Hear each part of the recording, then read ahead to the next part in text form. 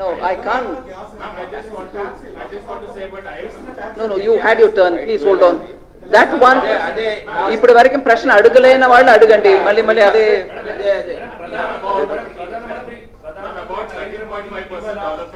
Will you please hold on?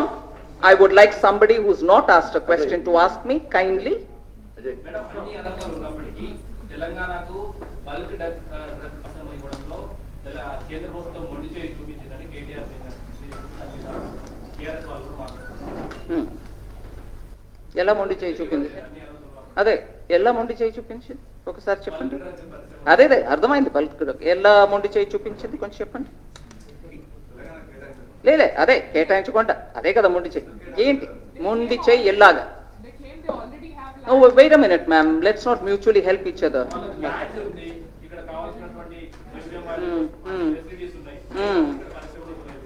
ఇవ్వలేదు.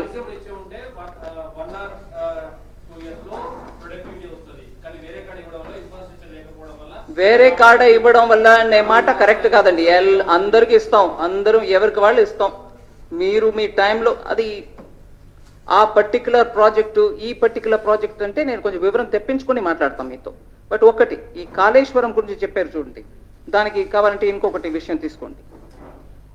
ఒక proper DPR అంటే ఏంటి? Draft project report, detailed project report which comes draft version లో. అది అప్రూవ్ అయినాక అది వెళ్ళి ఫైనలైజ్ అవుతుంది. అది వాజ్ నాట్ ఈవెన్ ప్రిపేర్డ్. నేను ఆల్రెడీ 40 to 1,40,000 చెప్పాను. Cost of running of the water pumps చాలా ఎక్కువ. ఇది సస్టైనబుల్ కాస్ట్ కూడా కాదు, ఫీజిబుల్ కూడా కాదు. ఒక ఆర్టీఐ, నేను చెప్పట్లా, ఆర్టీఐ ద్వారా తెలంగాణ గవర్నమెంట్ నుంచే వచ్చిన రిప్లై, దానికి అప్పు తీసుకోవడం గురించి చెప్పారు. మేము అప్పు తీసుకుని నడుతున్నాం కదండి, మీకు ఎందుకు అభ్యంతరం అన్నారు కదా. చెప్తున్నా, అప్పు తీసుకోవడం దానివల్ల what is the burden on every citizen of Telangana చెప్తున్నాం. ఆర్టీఐ ద్వారా వచ్చిన రిప్లై, అప్పు కాళేశ్వరం కోసం 8.25% నుంచి 10.9% వరకు వడ్డీ తీసుకుంటున్నారు. సస్టైనబుల్ అది? ఇవన్నీ ఆలోచించండి. ఊరికే మేము ఏం మాట్లాడలేదు. ఇక్కడ ఉన్న సమస్యల్ని ప్రజలకి ఖచ్చితంగా తీసి చెప్పాల్సిన బాధ్యత మా అందరికీ ఉంది. నేను అక్కడ ఏదో పెద్దగా ఫసల్ బీమా యోజన గురించి మాట్లాడేసాను అని చాలా బాధపడ్డారు. మేము పలానా తారీఖు జాయిన్ చేసాము, అవన్నీ కరెక్ట్. మీరు మీడియాలో ఉన్నారు. ఇవాళ సుప్రీంకోర్టు నుంచి ఏం వచ్చిందండి? ఇవాళ సుప్రీంకోర్టు నుంచి ఏం వచ్చిందండి? కోర్టులో వెళ్ళి నువ్వు నిలబడి చెప్పినప్పుడు కోర్టు ఏమి అడిగింది? హైకోర్టులో ఒక ఆర్డర్ ఇచ్చారు, ఇవ్వు, రిలీఫ్ ఇవ్వు. 2020 అక్టోబర్లో వచ్చినటువంటి వరదల్లో కొట్టుకుని పోయి చాలా రైతులు ఇబ్బంది పడుతున్నారు అని హైకోర్టులో ఆ వరదలను అఫెక్ట్ చేసిన రైతులు అందరికీ రిలీఫ్ ఇవ్వండి అన్నారు.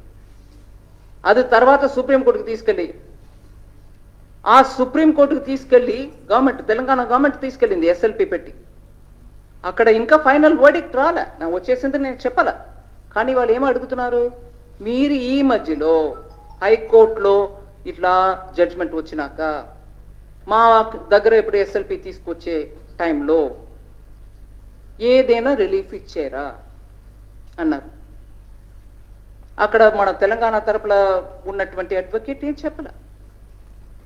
కానీ నేను మీకు ఆ విషయంలో ఒక మాట చెప్పదలుచుకున్నాను. SDRF disaster relief fund, national disaster relief fund, ఇవన్నిట్లో SDRF కూడా డబ్బు వస్తుంది. దాన్ని పెట్టుకొని మీరు రిలీఫ్ ఇస్తారు.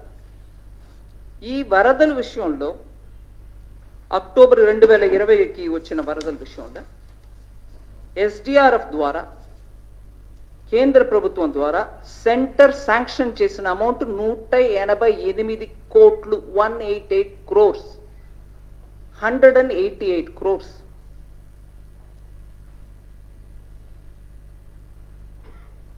ఫిబ్రవరి 2021కే వచ్చేసింది. 15 లక్ష ఏకరం దీంట్లో ఎఫెక్ట్ అయి ఉందండి. సో కేంద్ర ప్రభుత్వం ఇచ్చేసింది. కానీ ఈ స్పెషల్ పిటిషన్ సుప్రీంకోర్టులో ఉన్న ఇప్పుడు ఈ విషయంలో ఆ డబ్బు వచ్చింది మేము కేటాయించేసాం చెప్పాల్సింది కదా. కోర్టు అడుగుతున్నారు, మేము అడుగులా. మేము ఇవ్వాల్సిన 188 crores ఇచ్చేసామండి ఎస్డిఆర్. అక్టోబర్ 2020 వరదలకి ఇవ్వాల్సింది ఇచ్చారా లేదా నాకు తెలియదు, కోర్టులో ఉంది మాట. కానీ ఇవాళ మీడియాలో వచ్చింది కాబట్టి నేను కోర్టు చేస్తున్నా, నేనేం కొత్తగా తీసుకురాలా. అక్కడ క్లియర్గా ఆ రిపోర్ట్లోనే అంటున్నారు 2020 వరదలకి ఎస్డిఆర్ఎఫ్ ద్వారా కేంద్ర ప్రభుత్వం 188 కోట్లు. I read that sentence if you want.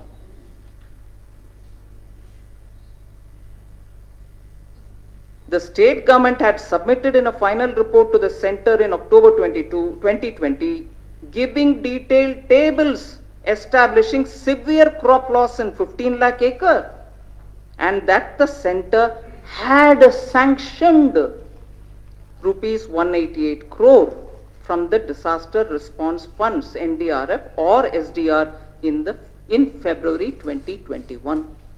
So తెలంగాణకు నిష్ఠూరం డబ్బు ఇవ్వట్ల మీరు ఎవరో అడిగారు అక్కడి నుంచి.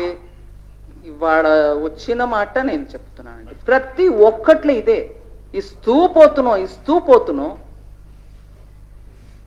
కానీ నిష్ఠూరం అది ఇది రోజు జవాబు చెప్పడానికి వీళ్ళకి మాకు సరిపోవాలనే లెక్కలు చెప్తున్నారు. మేము అలసట ఉండదు మాకు, ఖచ్చితంగా జవాబు చెప్తూ ఉంటాం. కానీ దాన్ని ఇటు అటు తిప్పేసి ప్రజల్ని మబ్బు పెట్టడానికి చూస్తే గ్రౌండ్ లో వెళ్ళి ప్రజలకు చెప్తామండి, దానికి తయారుగా ఉంటారు. Thank you. ఇటీవల ప్రధానమంత్రి నరేంద్ర మోడీ అనేక సందర్భాల్లో ఉచిత పథకాల గురించి మాట్లాడుతున్నారు. ఇటీవల వచ్చిన ఆర్బీఐ రిపోర్ట్ లో కూడా తెలంగాణ ఫ్రీ స్కీమ్స్ లో టాప్ లో ఉంది. ఇక్కడ రాష్ట్ర మంత్రులు కావచ్చు, ముఖ్యమంత్రి కావచ్చు, అనేక సందర్భాల్లో అన్నారు బీజేపీ ఉచితాలకు వ్యతిరేకం, మేము ఇస్తూనే ఉంటామని చెప్తున్నారు. దానికి మీరు వ్యతిరేకమా అని కూడా ప్రశ్నిస్తున్నారు.